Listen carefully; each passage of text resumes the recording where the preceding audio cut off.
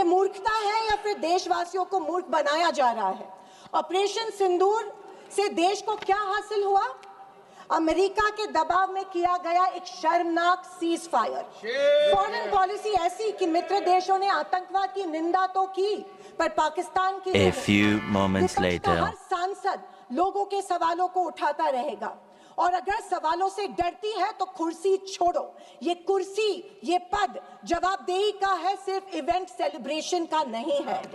और अंत में मैं इतना ही कहना चाहती हूँ कि आवाज न सुनी हमारी, कुछ गम नहीं। आवाज न सुनी हमारी, कुछ गम नहीं। मजलूमों की चीखें तो सुन लीजिए। मन की बातें बहुत कर ली साहब, वक्त मिले तो देशवासियों की गुहार भी सुन लीजिए। थैंक यू स्पीकर महोदय, जय हिंद। स्पीकर महोदय, आज मैं इस सदन में नहीं, कैमरा येऊ देना मैडम, कैमरा। मैडम स्पीकर, मैं आज इस सदन में क्रोध, वेदना और अपमान की भावना लेकर खड़ी हूँ। अपमान उन सिपाहियों का जिनको सीज फायर की ऑर्डर अपने देश के प्रधानमंत्री से नहीं बल्कि एक विदेशी से मिली। वेदना उन परिवारों की जिन्होंने पहलगाम के आतंकी हमले में अपने परिजनों को खो दिया। और क्रोध इस सरकार पर जो आज तक पहलगाम के आतंकी हमलावरों को न पकड़ पाई है और ना ही उनकी कुछ सुराग ढूंढ पाई है। ऑपरेशन सिंदूर नाम सुनने में देशभक्ति का लगता है, लेकिन असल में ये सिर्फ मीडिया पर किया सरकार का एक तमाशा था। कोई नहीं बता रहा है कि इस ऑपरेशन में हासिल क्या हुआ, कितने आतंकी पकड़े गए, हमारे कितने फाइटर जेट्स गिराए गए, कौन जिम्मेदार है, कौन किसकी गलती है। इसका हिसाब देने का दायित्व इस सरकार का है, मगर देश में सवाल पूछने पर ही पाबंदी है, क्योंकि ये सरकार सवाल सुनना ही नहीं चाहती है, बल्कि ये सरकार जवाबदेही से ही भागती है। अध्यक्ष महोदय, आज की परिस्थितियों को देख मुझे रोम में बने कॉलिसियम की याद आती है। विश्व की सबसे अविस्मरणीय और पुरानी इमारतों में एक है। रोम में बनी कॉलिसियम मनुष्य की कल्पकता और निर्माण क्षमता का एक अभूतपूर्व मिसाल है, पर इसके अलावा वो एक गंदे और घिनौनी राजनीति का भी प्रतीक है।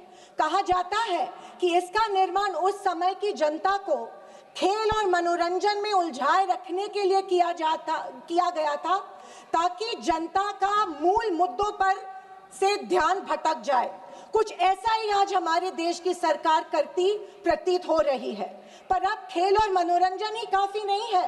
किसी महत्वपूर्ण इलेक्शन के पहले आतंकी हमला और फिर सरकार की जवाबी कार्रवाई।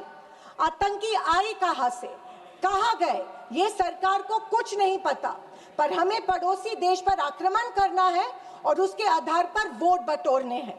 पहलगाम के आतंकी हमले में मारे गए बेगुनाहों की अभी चिता भी ठंडी नहीं हुई थी कि देश के प्रधानमंत्री बिहार में चुनावी रैली संबोधित करने गए। कोई जिए कोई मरे, इनको कुछ फर्क नहीं पड़ता। ये 24/7 चुनावी मोड में रहते हैं। फिर साहब की मार्केटिंग की तरकस से आया नया तीर, ऑपरेशन सिंदूर। मुझे हमारी सेना की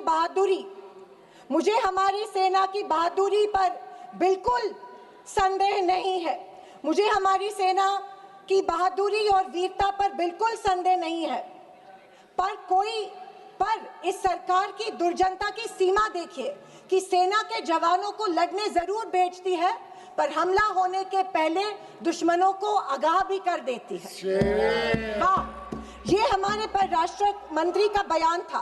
क्या यही कारण है कि हमारे जेट्स दुश्मन के द्वारा गिराए गए? क्या ये हमारी सेना के जवानों के जानों के साथ खिलवाड़ नहीं थी?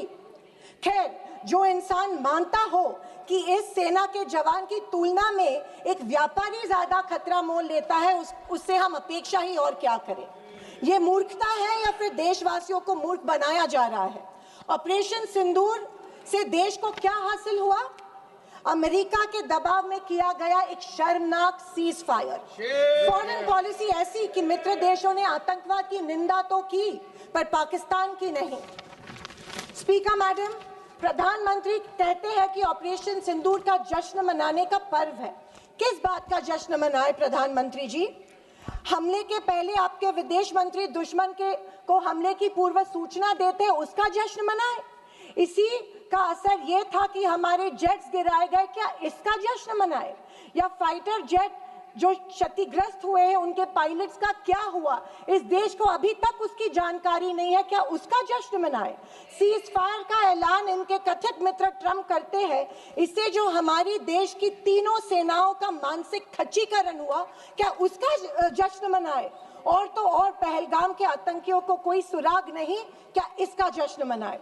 इंटरनेशनल कम्युनिटी में भारत की छवि इतनी कमजोर अब तक कभी नहीं हुई थी।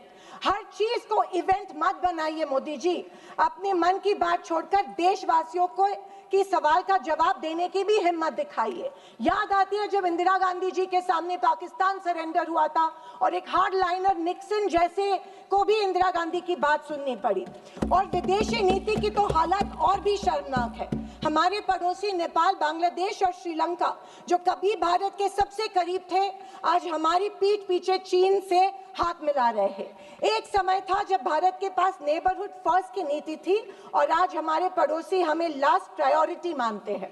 स्पीकर मैडम, विदेश जाकर इंडियन डायस्पोरा के साथ तस्वीर खिंचवाना ही विदेश नीति बन गई है। अब ये सरकार प्रश्न पत्र भी खुद बनाती है और उत्तर भी खुद तय करती है। जनता से कोई संवाद नहीं, पार्लियामेंट में कोई ट्रांसपेरेंसी नहीं। ये सरकार केवल प्रचार की मशीन बनकर काम कर रही है।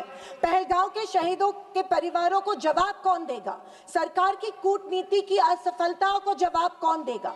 चीन की बढ़ती घुसपैठ और पड़ोसी देशों की बेरुखी का जवाब कौन देगा? अगर सरकार जवाब नहीं देती है तो सरकार को सत्ता में बने रखने का कोई अधिकार नहीं है। विपक्ष का हर सांसद लोगों के सवालों को उठाता रहेगा और अगर सवालों से डरती है तो कुर्सी छोड़ो। ये कुर्सी, ये पद जवाबदेही का है, सिर्फ इवेंट सेलिब्रेशन का नहीं है। और अंत में मैं इतना ही कहना चाहती हूँ कि आवाज न सुनी हमारी, कुछ गम नहीं। आवाज न सुनी हमारी, कुछ गम नहीं। मजलूमों की चीखें तो सुन लीजिए। मन की बातें बहुत कर ली साहब, वक्त मिले तो देशवासियों की गुहार भी सुन लीजिए। थैंक यू महोदय, जय हिंद। अगर आप ये खबर फेसबुक पर देख रहे हैं तो वीडियो को लाइक करके पेज को फॉलो करें। इसके अलावा अगर आप इस खबर से यूट्यूब के जरिए जुड़े हैं तो चैनल को सब्सक्राइब करके बेल आइकन दबाना बिल्कुल ना भूलें। नमस्कार।